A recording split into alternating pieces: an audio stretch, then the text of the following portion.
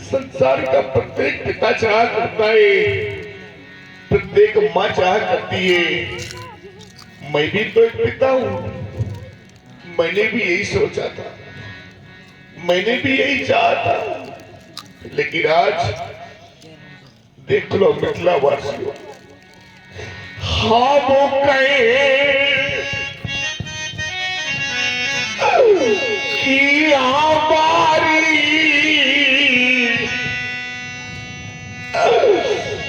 ये दुलारी रही,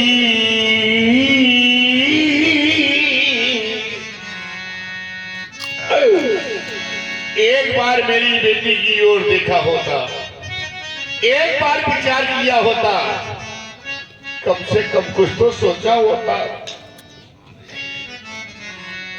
देख लो मेरी बेटी की ओर,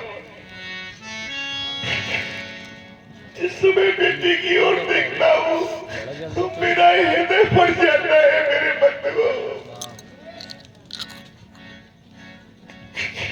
एक बार तो मेरी मासूम बेटी की ओर देखा होता, अरे कम से कम ये तो सोचा होता कि क्या होगा इस जनक का, क्या होगा इसकी माँ का, और क्या होगा मेरी बेटी सीता का। हम कहे कि हमारी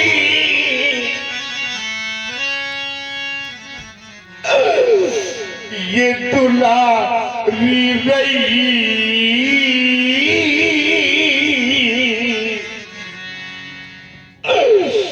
पर सीता बेटी मेरी आज को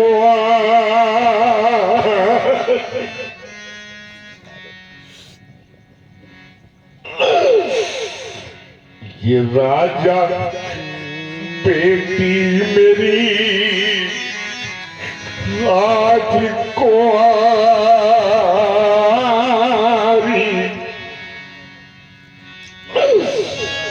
सारा संसार जानता है 12 वर्षों का काल पड़ गया था मेरी राज्य में, प्रजा त्राहिमाम कर रही थी। देवर्षि नारद के कथनानुसार मैंने हल कर्षण किया और धरा से इस कन्या को प्राप्त किया। ये भी संसार जानता है कि मैंने कितने लाल प्यार से इस बेटी का लालन पालन किया है। मेरे बंधुओं, बेटियां तो आपने बहुत देखी होंगी, इस बेटी की ओर देखो, देख लो इस बेटी को। बड़े अरमान से मैंने पाली सिया,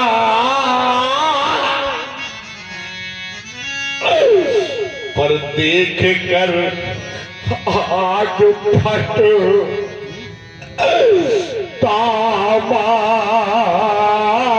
तामाराया। हाय मति मेरी ये कैसी मारी गई, आज मति मेरी ये कैसी मारी गई, और सीता बेटी मेरी आज कुंवारी।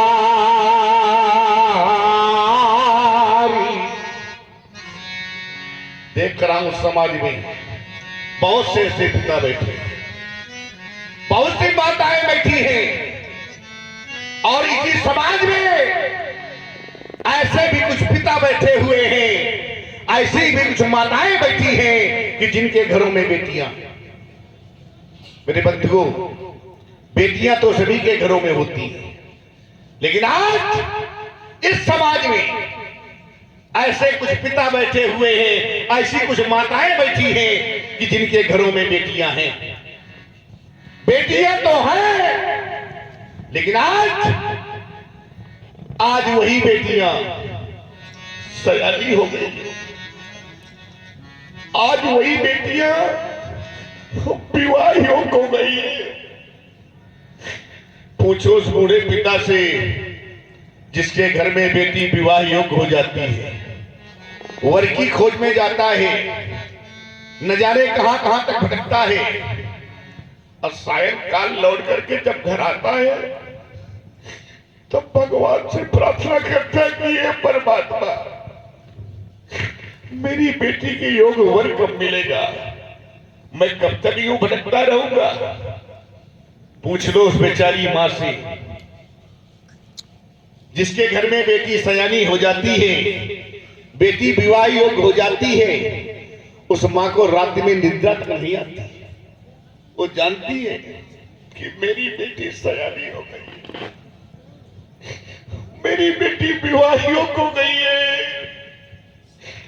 क्या जाने वो लोग कौन लोग, ऐसे लोग नहीं जाना करते मेरे बंधुओं। कैसे लोग कि जीने दे ये कन्या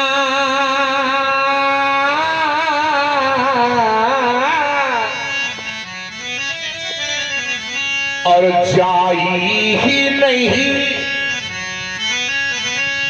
तो वह कन्या का दुख क्या जाने। अजिने पावा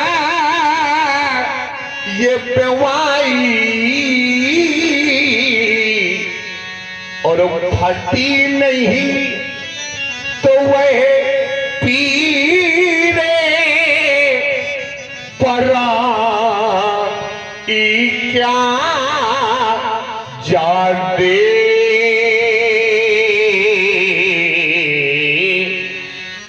क्या जानेंगे वो लोग जिनके घर में बेटी ही नहीं है, बेटी का दर्द क्या होता है, पिता की वेदना क्या होती है, ये तो एक बेटी वाला ही जान सकता है। और हमारे श्रीमान संदीप द्विवेदी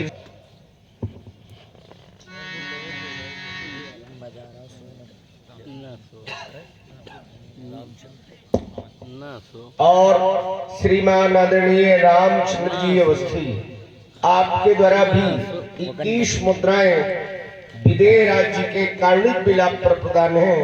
बहुत बहुत धन्यवाद। याद रख लेना मेरे बंधुओं, एक बात मेरी सुन लेना।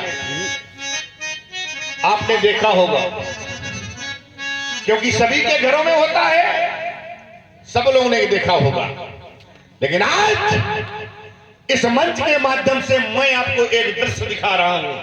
देखें आप सभी लोग, सबने देखा होगा, सभी के यहां होता है, लेकिन आज मैं आपको एक दृश्य दिखाने जा रहा हूं। देखें आप सभी लोग, मेरे बंधुओं, देखा होगा आप सभी ने कि जब प्रथम बार, पहली बार जिस समय बेटी अपनी ससुराल को जाती है, मेरे मित्रों याद करो वो क्षण, चाहे जिसकी बहन बेटी हो याद करो वो क्षण। जिस समय पहली बार बेटी अपनी ससुराल को जाती है तो सबसे पहले वो बेटी जिस मां ने उसे जन्म दिया है, अपनी उस जन्मदात्री मां के पास जाती है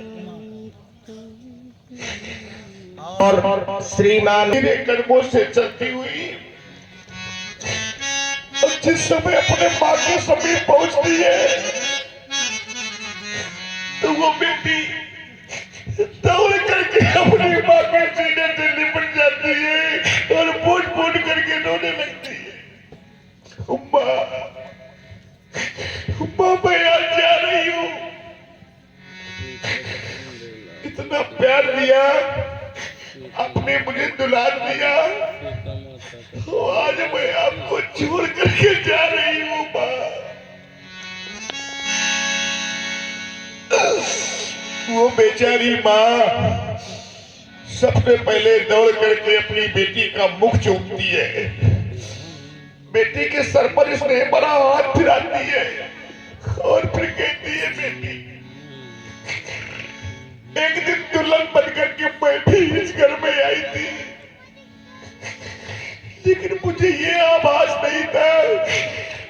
कितनी जल्दी मुझे छोड़ करके चली जाएगी। ये कहकर के माँ बेटी को सीने से लगा लेती है और स्वयं फूट फूट करके रोने लगती है।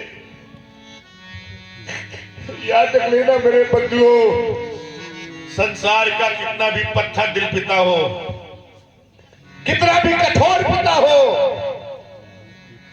कितना भी पत्थर दिल पिता हो, कितना भी कठोर पिता हो, लेकिन याद रख लेना जिस समय अपनी बेटी को डोली में बिठाने के लिए वो पिता जाता है और जब डोली में बिठाता है, अब वो बेटी जिस समय डोली से उतर करके और तोड़ करके अपने पिता के सीने से लिपट जाती है, तो अनायास ही कुछ पत्थर दिल पिता की आंखों में आंसू आ जाते हैं और वो रोने लगता है। तो मेरे बंधुओं, कि डोली में बिठाकर वो अपनी बेटी को, कितना भी कठोर पिता हो, डोली में बिठा करके बेटी को विदा कर देता है। जिस समय लौटता है तो वही बेटी डोली से उतरकर दौड़ करके जिस समय अपने पिता के सीने से लिपट जाती है, तो अनायास ही पिता की आंखों में आंसू बहने लगते हैं, वो रोने लगता है, आंसुओं को पूछता है कहीं मेरी बेटी मुझे देख न ले, मेरे आंसू न देख ले, पूछता है आंसुओं को। डोली में बिठाकर वो अपनी बेटी को, और कितना खुश नसीब वो होता है। मेरे बंधुओं, पूछ लेना कभी उस बूढ़े पिता से जिसने अपनी बेटी को विदा किया हो, या फिर न पूछना, तो जब तुम स्वयं पिता बनना, स्वयं अपनी बेटी को विदा करना, तब तुम्हें एहसास होगा कि बेटी को विदा करने के बाद कैसा लगता है। बेटी को विदा कर देता है, वापस घर आता है, चारों ओर को दृष्टिपात करता है कि कोई घर का, कोई परिवार का मुझे देख तो नहीं रहा, और जब देखता है कोई नहीं देख रहा, तो जानते हो क्या करता है कि एक कोने में जा करके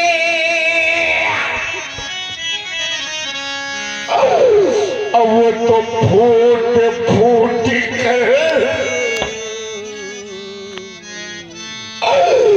एक कोने में जा करके वो तो फूट फूट कर रोता है। आज मेरी बेटी चली गई, आज मेरा घर सूना हो गया, मेरे हृदय का टुकड़ा चला गया। मेरे बंधुओं, अरे बार बार कहा करता हूं इस बात को, और आज भी डंके की चोट से कह रहा हूं, याद रखना, बेटी सबसे अधिक घर में, परिवार में अगर किसी को चाहती है, किसी को स्नेह करती है, किसी को प्यार करती है, किसी का सम्मान करती है, तो अपने पिता का। सदैव बेटी अपने पिता से सम्मान करती है, पिता का ख्याल रखती है। एक पिता थका हारा जिस समय लौट करके बाहर से घर आता है और दरवाजे पे खड़ा होकर आवाज लगाता है, लाओ, बिना किसी का नाम लिए, लाओ लाओ, कोई मुझे पानी पिला दो, बड़ी जोर से प्यास लगी है। आजमा लेना मेरे बंधुओं, वहीं पर आपका बेटा बैठा रहेगा, वहीं पर आपकी पत्नी बैठी रहेगी, लेकिन अपने प्यासे पिता को पानी पिलाने के लिए दौड़ करके आएगी तो उसकी बेटी, लो पिताजी पानी पी लो, तभी तो मैं बार बार कहा करता हूं कि बेटा भाई इस जगत में संसार में चाहे आपका बेटा हो, चाहे भाई हो, चाहे नाते रिश्तेदार हो, आपसे प्रेम करता है, आपसे प्रीत करता है, कोई ना कोई स्वार्थ जुड़ा रहता है। लेकिन आज और श्रीमान मुन्ना श्रीवास्तव बनारसी, आपके द्वारा ये 51 मुद्राएं जनक जी के कारुणिक विलाप पर प्रदान है। बहुत बहुत धन्यवाद। आपसे प्रेम करता है, प्रीत करता है, कोई ना कोई स्वार्थ जुड़ा रहता है। लेकिन आज समाज में दावे के साथ कह सकता हूं मेरे बंधुओं कि बेटी का एक ऐसा पवित्र रिश्ता होता है जो निस्वार्थ होता है। बेटी का कोई स्वार्थ नहीं होता। क्या स्वार्थ है बेटी का? बेटी तो उस धान की बेल की तरह है। ये धान की बेल टोपी कही जाती है, कुछ बड़ी होने के बाद उखाड़ करके दूसरे स्थान पर लगा दिया जाता है। यह है बेटी का जीवन। क्या लेती है बेटी आपसे? बार बार कहा करता हूं तभी तो मेरे बंधुओं कि बेटा भाई इस जगत में, सुन लेना मेरी बात को और याद रखना, याद करोगे। भाई जितने भी रिश्ते हैं, भाई बेटा नाते रिश्तेदार, ये सब स्वार्थ से जुड़े हुए हैं। और ये बात मैं नहीं कह रहा, ये बात यहां से कही जा रही है, यहां से कि ये स्वार्थ लागे ये करें सब प्रीति। ये मैं नहीं कह रहा, यहां से कही जा रही है, लेकिन इसी की वाणी कह रही है। मैं आपको दोहरा रहा हूं, उसी बात को चेता रहा हूं आपको कि बेटा भाई इस जगत में ये सब स्वार्थ के और ये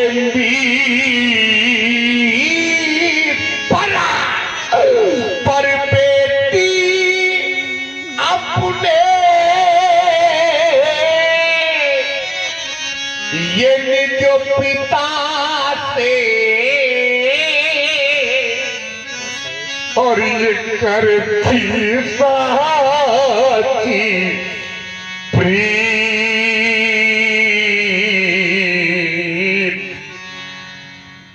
बेटी, एक हादसा हो गया था ब्याजी बात। बेटी अपने पिता को जान से ज्यादा चाहती थी, पिता भी चाहता था बेटी को। एक हादसा मैं आपको संक्षेप में बता रहा हूं। इस ससुराली जनों के द्वारा उस बेटी को और ससुराली जनों के द्वारा इतना जुल्म किया गया उस बेटी पर, इतना जुल्म लाया गया उस बेटी पर कि जब जुल्म ना सह सकी वो बेटी, उनके अत्याचार ना सह सकी वो बेटी, तो बाद में उसको जला दिया गया। अब सोचिए, वो आग की लपटों में लिपटी हुई बेटी आज क्या सोच रही होगी कि मेरा इतना बड़ा परिवार, मेरे परिवार में इतने सारे लोग, लेकिन आज मेरे सामने कोई नहीं है। याद कर रही है अपने पिता को और कह रही कि आए पिताजी कहाँ हो। कम से कम एक बार तो अपनी बेटी की ओर देखो, एक बार तो मेरे सामने आ जाओ, देख लो दशा अपनी बेटी की। मेरे बंधुओं निकल रहे थे प्राण वो तन से, तो कितना रोई और चिल्लाई थी, पर उन हत्यारों को देखो ये तनिक दया नहीं।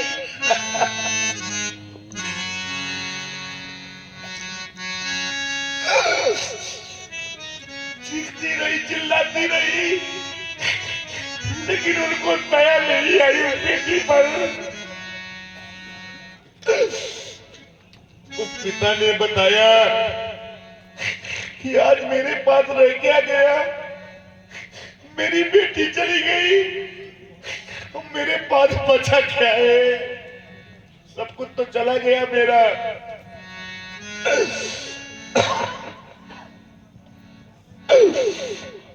बार बार इसलिए कहना पड़ रहा है मेरे बंधुओं कि बेटी बेटी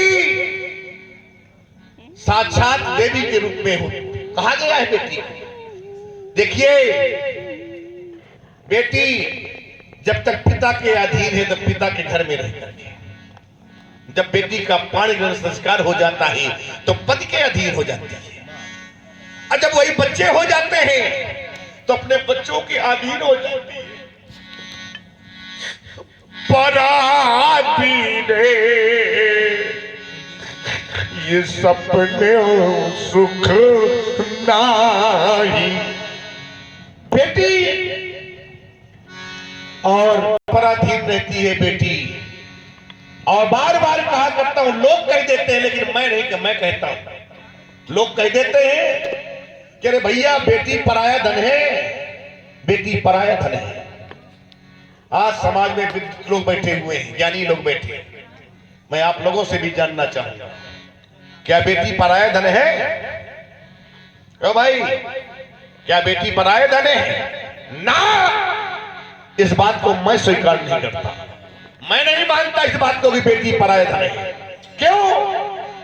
अगर बेटी पराया धन है तो क्यों करते हैं लोग कन्यादान, क्यों देते हैं दान? पराये धन का कोई दान करता है?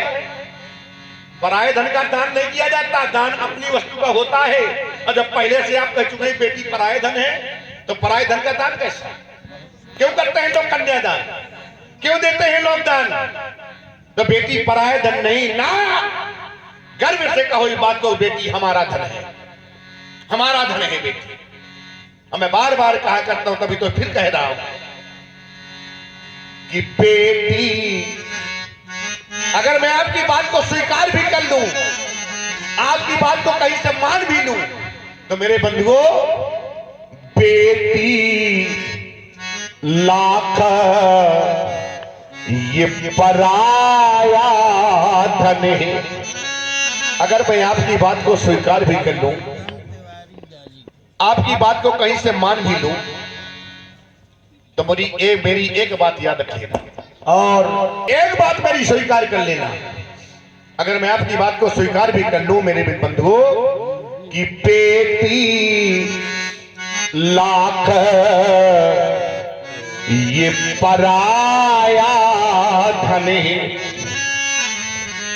पर वो का टुकड़ा होती है, और वो किस्मत वाले होते हैं कि जिनके घर बेटी होती है।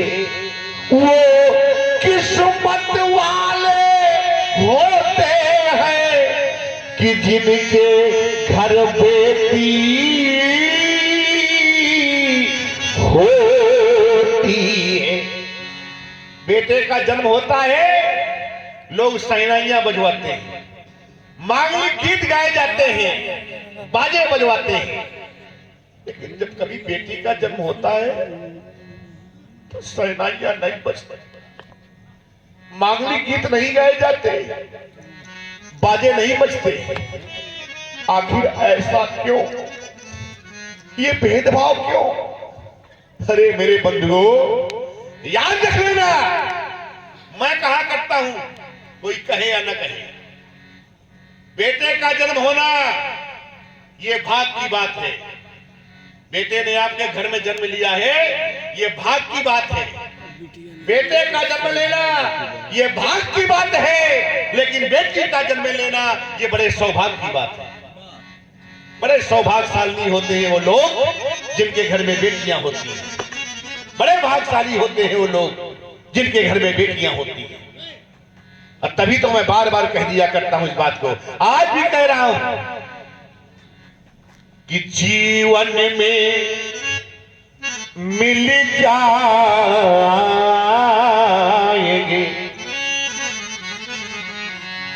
व्यासी महाराज, बेटी वो मां धन्य है जिस मां ने अपने गर्भ से बेटी को जन्म दिया है। वो पिता धन्य है जिस पिता ने बेटी का लालन पालन किया है। वो कुल धन्य है जिस कुल में बेटी ने जन्म लिया है। वो मां धन्य नहीं है। ये बात मैं अनर्गल नहीं कह रहा, ये बात सब यहीं से बताई जा रही है, यहीं से कही जा रही है। क्या कि वो नहीं मां तो धन्या जो ये कन्या नहीं है। वो मां धन्य नहीं है जिस मां ने अपने उदर से बेटी को जन्म नहीं दिया है। वो मां धन्य नहीं है। वो पिता धन्य नहीं है जिस पिता ने बेटी का लालन पालन नहीं किया। वो पिता धन्य नहीं है। वो कुल धन्य नहीं है जिस कुल में बेटी ने जन्म नहीं लिया है। और धन्य कौन मां है कि नहीं मां तो धन्या जो ये कन्या नहीं है। अजने मां तो कन्या सुधन्या वही है। वो मां धन्य है जिस मां ने अपने उदर से बेटी को जन्म दिया है। वो कुल धन्य है जिस पिता ने बेटी का लालन पालन किया है। वो कुल धन्य है। बार बार कहता हूं, एक बात मेरी और सुन लेना मेरे मित्रों, समाज में बैठे हुए लोगों, बेटी ससुराल में कितना भी दुख मिल जाए, कितना भी कष्ट मिल जाए, बेटी सहन कर लेगी।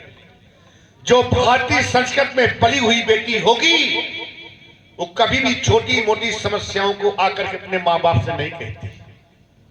वो जानती है कि मेरा जीवन अब यही व्यतीत होना है। ससुराल में छोटी मोटी समस्याओं को नहीं कहती, जानती है कि मेरा जीवन यही व्यतीत होना है। जिस समय बेटी प्रथम बार लौट करके ससुराल से आती है तो मां पूछती है, कहो बेटी कैसी रही ससुराल, कैसे ससुराल के लोग? सब एक जैसे लोग थोड़ी होते हैं व्यासी, सब एक जैसे लोग नहीं होते। पूछती है मां, कोई पूछे चाहे ना पूछे, लेकिन बेटी की मां जरूर बेटी से पूछती है, कहो बेटी कैसी लगी ससुराल, कैसे हैं ससुराल के लोग, कोई कष्ट तो नहीं है तुझे, कोई दुख तो नहीं है?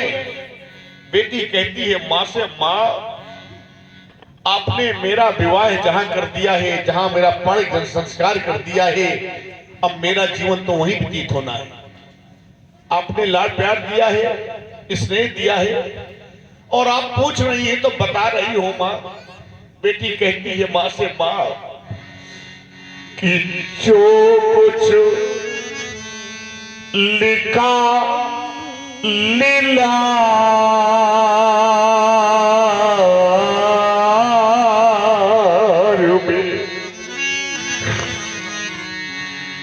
मेरे भाग्य में जो कुछ लिखा है अब वो तो मुझे मिलेगा मिलेगा मां। कि जो कुछ लिखा लीला में और जैसो बनो संयोग और भली मिली ससुराल मां और भले वहां के लोग। कभी भी कुछ नहीं कहती, लेकिन यही ससुराली जनों के द्वारा घर में बेटी के माँ बाप को प्रताड़ित किया गया, बेटी के माँ बाप को अपशब्द कहे गए, तो याद रख लेना मेरे बंधुओं, भारतीय संस्कृति में पली हुई यही बेटी अपने प्राण त्याग देगी, लेकिन अपने माँ बाप के खिलाफ कोई शब्द नहीं सुन सकती। एक बात कहना चाहता हूं आप सभी से और निवेदन कर रहा हूं, ये अंतिम शब्द आप सभी लोगों के समक्ष मेरे बंधुओं मेरी बात को ध्यान से सुनिए। जीवन में मिल जाएगी,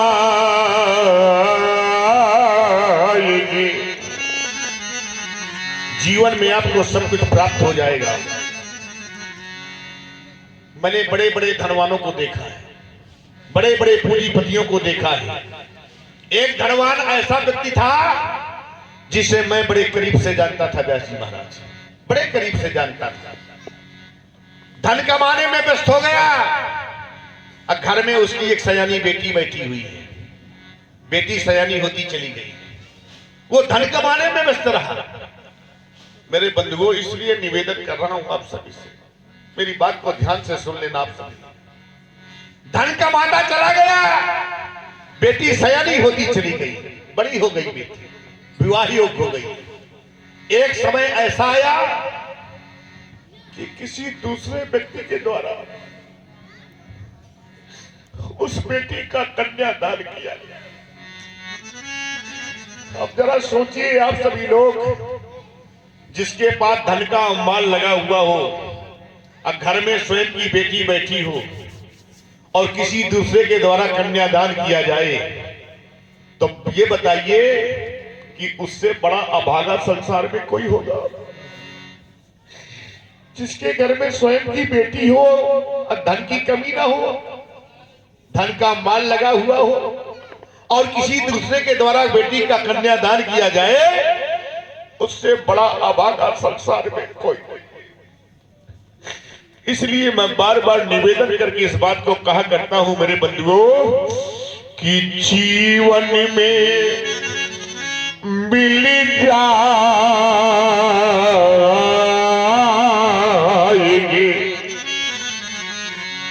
ये धारा में आकार में हजार परा अपर ये कन्या दान जगे अब मिले न पारम बार। बस समाप्त हो गया सीता से। ये ज्ञान की नगरी है मिथिला, सारे विद्वान सारे ज्ञानी आज मौन हो गए। कारण क्या हो गया? इस ज्ञान की नगरी मिथिला में क्या हो रहा है कि ये है मौन शफी क्यों पंडित ज्ञानी, सारे के सारे मौन हो गए। कहां गया मिथिला का ज्ञान? ये तो ज्ञान की नगरी है, सुसंता धर्मशील ज्ञानी, कहां चला गया ज्ञान?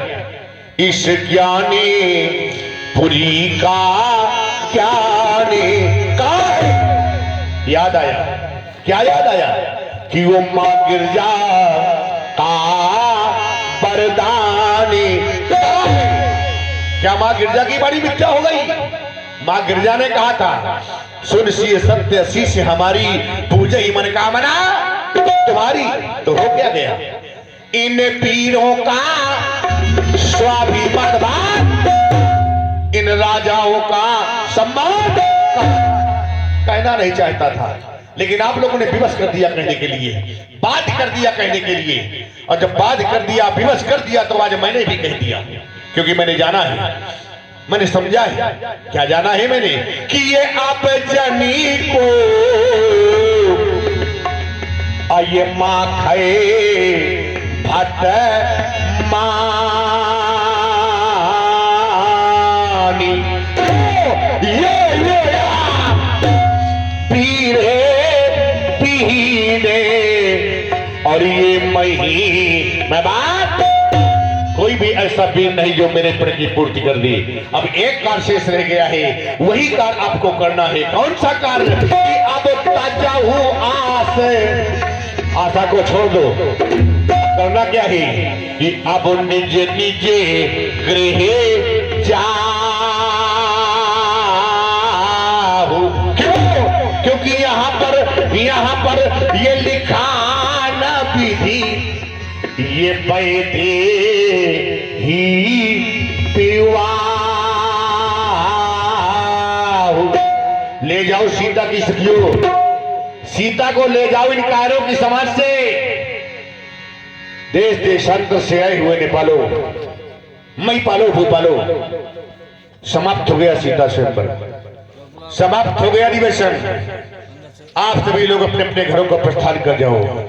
जाओ राजा बेटी, राजमहलों में जाकर के विश्राम करो।